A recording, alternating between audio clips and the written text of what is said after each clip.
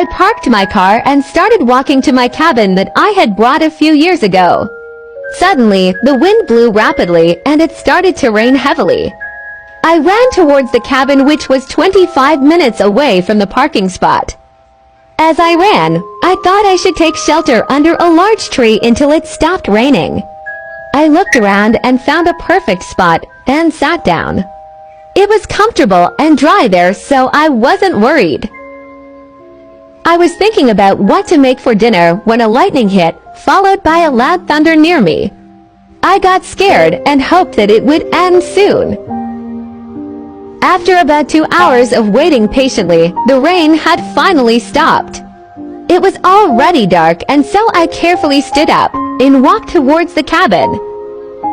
After walking for about 20 minutes, I finally made it to the cabin. I was too exhausted and went straight to bed. I don't know how long I slept for when I heard shouting outside my house. I opened my eyes and noticed it was already morning. I got up from my bed and walked outside to see who was making all that noise. I looked around and noticed my friend John shouting and talking to a bunch of officers. I wondered why they were here.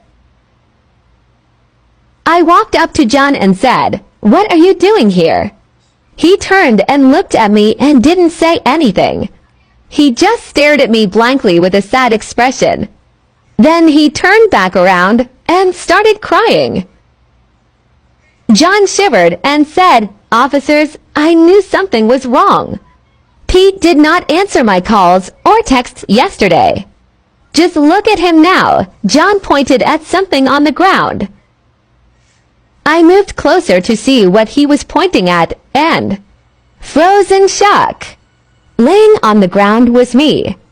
One of the officers said, "You are right to worry, sir. We found this man dead under a huge tree this morning.